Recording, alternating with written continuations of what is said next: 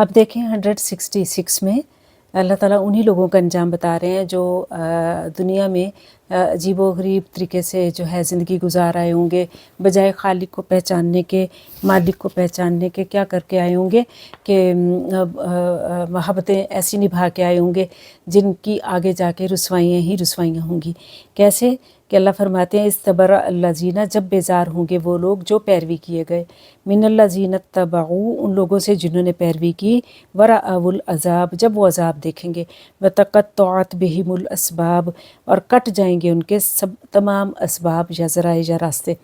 तो यहाँ पे अल्लाह ताला बता रहे हैं कि वो लोग जो बेजार होंगे, कौन बेजार होंगे? जो पैरवी किए गए, यानी दुनिया में हमारे जो जिनको हम इमाम बनाते हैं, जो फाल्स इमाम होते हैं उनकी बात हो रही है, या दुनिया में जो हम जिनको जी बड़ा सारा आँखों पे बिठाते हैं, जो दुनिया में हम जो है जिनको समझते हैं कि ये लीडर, ये पीर, ये वालदैन, ये बाबे, ये शौहर, ये औलाद, ये जो है उसके लिए हम अल्लाह के हुक्मों को साइड पे करके आए होंगे, अल्लाह के हुक्मों को अहमियत नहीं दी होगी, हलाल हराम की तमीज़ नहीं की होगी, लिमिट्स क्रॉस किए होंगे, अल्लाह की मोहब्बत से बढ़कर उनसे मोहब्बतें की होंगी, या कोई तो फिर क्या होगा कि वहाँ पे जब देखेंगे कि वरा उल अज़ाब, जब वहाँ पे अज़ाब देख लेंगे कि वो तो अल्लाह माफ़ करे बर्दाश्त के काबिल नहीं है।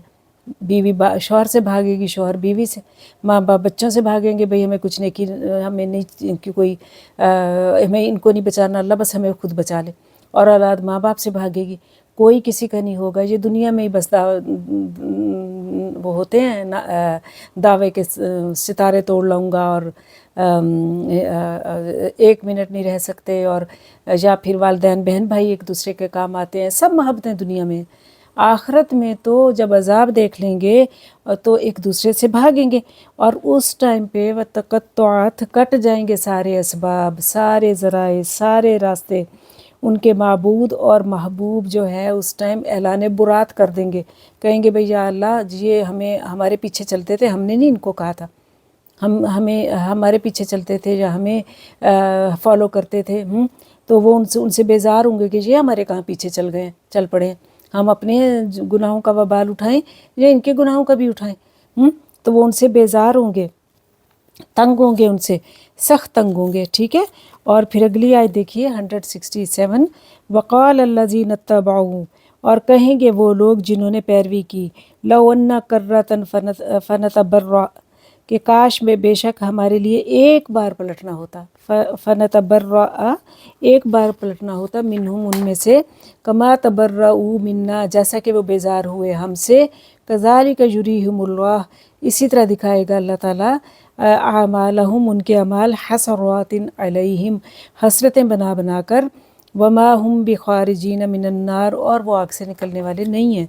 तो यहाँ पे अल्लाह ताला बता रहे हैं कि अब रोज़े क़यामत जो फॉलोअर्स होंगे, जो पुजारी होंगे, जो पीछे चलने वाले होंगे, जो समझते हैं कि ये हमें बचा लेंगे, या क़यामत वाले दिन भी ये हमारे किसी काम आएंगे, चाहे वो दीनी उनके कोई पेशवा उन्होंने ऐसे बनाए हुए हैं, क्योंकि जो अल्लाह का दीन का पैगाम का पहुंचाने वाला होता है वो खुद से नहीं जोड़ता लोगों को, वो अल्लाह से जोड़ता है।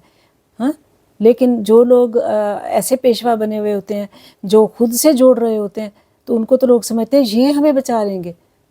लेकिन होगा क्या, अब वो वहाँ तो उनको वो उनसे तो वो बेजार होंगे हैं, उनको तो वो पहचानेंगे भी नहीं, वो तो उनको घास भी नहीं डालेंगे, वो तो खुद परेशान होंगे हैं, वो तो खुद जो है उनकी अपनी मुसीबत पड़ी होगी, तो वो तो इनको देख के बेजार। तो फिर ये कहेंगे अल्लाह ताला एक दफ़ा दुनिया में भेज दे, एक दफ़ा हम दुनिया में फिर चले जाएं, अब हम इनको कभी भी ऐसे लोगों को जो है फॉलो नहीं करेंगे, इनसे ऐसे लोगों से हम अकीदत नहीं रखेंगे, ऐसे लोगों की जिनके हम बड़े जो है अकीदतमंद थे, अब हम नहीं करेंगे, एक दफ़ा बस भेज दे हमें हैं।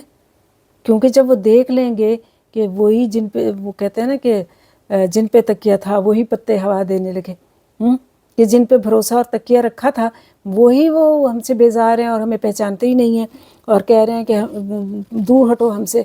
तो फिर वो क्या करेंगे कि वो क्या जो है अब उनको अल्लाह से वो करेंगे, लेकिन अल्लाह कहते हैं ये उनकी हसरतें हैं। अल्लाह ताला उनको दिखाएगा उनके आमाल हसरातन अलैहिम, हसरतें बना बना कर, اور وہ نہیں نکلنے والے. اب اللہ نے ان کو وہ ڈال دیا آگ میں ان کے کاموں کی وجہ سے, تو وما ہم بخارجین من النار, اب وہ آگ سے نکلنے والے نہیں ہیں. تو ایمان والے جو ہے وہ اللہ کی محبت میں جب شدید ہوتے ہیں تو وہ اللہ کو کی کتاب کو, علم کو, قرآن کو, حدیث کو فالو کرتے ہیں. وہ ایسے لوگوں کو فالو کرتے ہیں جو خود جو ہے رب کے لوگوں کو جو ہے رب سے جوڑتے ہیں, رب کی صحیح جو ہے آگے پہنچاتے ہیں. اب اگر یہاں پہ نہیں کیا تو وہاں پہ تو پھر جو ہے نا, وہاں پہ تو پھر حسرت ہی ہوگی کہ ایک دفعہ بس پھر تو ان کا ہم کبھی کہنا نہیں مانیں گے. لیکن اللہ کہتے ہیں اب یہ ان کی حسرت ہی رہے گی, اب وہ آگ میں ہی رہیں گے. تو اللہ تعالیٰ معاف فرمائے مجھے اور آپ کو, ایسی حسرتوں سے اللہ تعالیٰ بچائے, ایسے اور ایسی چیزوں سے بچائے, ایسے حسرتوں سے کہ ہم پچھتا رہے ہوں, ایسے پچھتاووں کو سے اللہ اپنی پناہ میں رکھے, آمین. پھر آگے دیکھتے ہیں آیت نمبر 168 میں اللہ تعالیٰ فرماتے ہیں یا ایھا الناس, اے لوگو, کلو مما فی الارض حلالا طیبا, کھاؤ اس میں سے جو زمین میں ہے حلال اور طیب. اللہ تعالیٰ کہہ رہے ہیں جو کچھ ہے کھاؤ پیو, سب تمہارے لیے ہی بنایا ہے, لیکن 2 شرائط کے ساتھ. اور وہ 2 شرائط بھی کس لیے رکھی, ہمارے فائدے کے لیے. ایک کیا ہو, وہ حلال ہو, اور دوسرا کیا ہو, طیب ہو, یعنی پاک صاف ہو. حلال آپ سمجھ لیں جیسے باطنی طریقے سے بھی حلال ہو, اور طیب یعنی ظاہراً بھی حلال ہو, ظاہراً بھی پاک صاف ہو, ٹھیک ہے نا.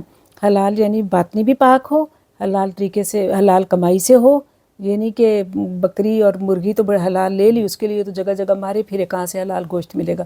ہم تو جی حلال گوشت کھاتے ہیں, کمائی چاہے حرام کی ہو, تو وہ تو حرام رہے گا. تو باطنی طور پہ بھی پاک ہو, حرام نہ ہو, اور ظاہری بھی کہ گندا مندہ ہے, گلا سڑا ہے, اوور ڈیٹ ہے, اچھے سے پکا ہوا نہیں ہے, یا پھر اچھے سے صفائی نہیں ہوئی گندا ہے, اس کو اٹھا کر کھا رہے ہیں. نہیں, یہ بھی نہیں, اچھے طریقے سے حلال اور طیب ہو. کیونکہ ایمان والے اللہ کی محبت میں زیادہ شدید ہوتے ہیں, وہ پھر اللہ تعالیٰ کے ہر حکم کو ماننے میں بھی کیا ہوتا ہے, شدید ہوتے ہیں, اور ان کو اس حلال حرام کی بہت تمیز ہوتی ہے. ٹھیک ہے, اب اللہ فرما رہے ہیں کہ کھاؤ بس 2 شرطوں کے ساتھ, حلال کھاؤ اور صاف کھاؤ, گلی سڑی گندی چیزیں نہ کھاؤ. وہ سب چیزیں حلال ہیں جنہیں شریعت نے منع نہیں کیا, ٹھیک ہے. اور اللہ پاک ہے, وہ پاک چیزوں کو پسند کرتا ہے. اللہ تعالیٰ یہ خود پاک ہے, اور وہ چاہتا ہے کہ لوگ پاک صاف ستھری چیزیں کھائیں. حدیث میں آتا ہے کہ حلال سے پروان چڑھا جسم ہو یا گوشت ہو تو اس پر دوزخ حرام ہے, اور حرام سے گوشت چڑھا ہے تو جنت حرام ہے. اور اس کے علاوہ صدقہ حرام مال سے نہیں دیا جاتا کہ ادھر حرام کما لیا, ادھر اللہ کی راہ میں, جی ہم بڑے سخی ہیں, ہم بڑے جنرس ہیں, ہم بڑے بڑے لنگر چلاتے ہیں, اس کو بھی دیتے ہیں, اس کی بھی مدد کرتے ہیں. تو حرام مال کو اللہ قبول نہیں کرتا, نہ وہ صدقہ قبول کرتا ہے. بلکہ اللہ تعالیٰ کہتے ہیں مشتبہ, یعنی جو چیز شکوک و شبہات میں ڈالتی ہے اس کو بھی چھوڑ دو. تو یہ بتایا گیا. اور اللہ کہتے ہیں کہ لا تتبعوا خطوات الشیطان, اور نہ تم پیروی کرو خطوات الشیطان, شیطان کے قدموں کی. خطو کہتے ہیں 2 پیروں کے درمیان کا فاصلہ.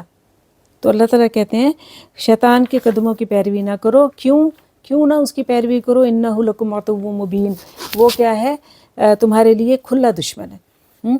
تو یعنی وہ جو تمہارا کھلا دشمن ہے وہ چاہے گا تم حرام کماؤ, تم حرام ذرائع تم اختیار کرو, تم جھوٹ بولو, رشوت دو, سود لینا دینا کرو, حرام کماؤ, اور پھر اس کو جو ہے تاکہ تمہارا سارا رزق حرام ہو.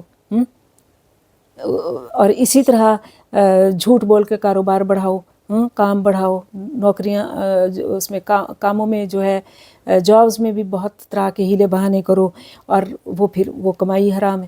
اسی طرح حرام حلال کا اگر گوشت ہے یا چیزیں ہیں ان کا خیال نہ کرنا, سب حلال سمجھ کے کھا لینا, تو یہ بھی غلط ہے. تو اللہ کہتے ہیں نہ تم پیروی کرو ان کی. اور شیطان جو ہے نا, یہ اصل میں تمہیں شیطان ادھر چلانا چاہتا ہے تاکہ تمہاری عبادت قبول نہ ہو. کیونکہ آپ کو پتہ ہے نا کہ حرام اگر کا لقمہ منہ میں چلا جائے تو 40 دن عبادت قبول نہیں ہوتی.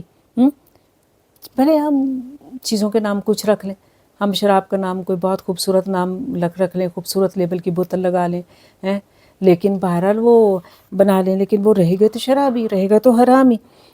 اور اس کی جو ایسے حرام کھاتا ہے اس کی عبادت بھی قبول نہیں ہوتی، دعا بھی قبول نہیں ہوتی۔ اب جو ہمارا ازلی دشمن ہے وہ تو چاہتا ہے کہ نہ ہماری باتیں قبول ہوں، نہ ہماری دعائیں قبول ہوں، اور ہماری پرسنالٹی بھی، کیونکہ کھانے پینے سے پرسنالٹی بھی بنتی ہے، ٹھیک ہے، تو ہماری پرسنالٹی بھی ایسی بنے کہ بس، تو وہ اس لیے اللہ تعالیٰ کہتے ہیں کہ اس کی پیروی نہ کرو، وہ تمہارا کھلا دشمن ہے۔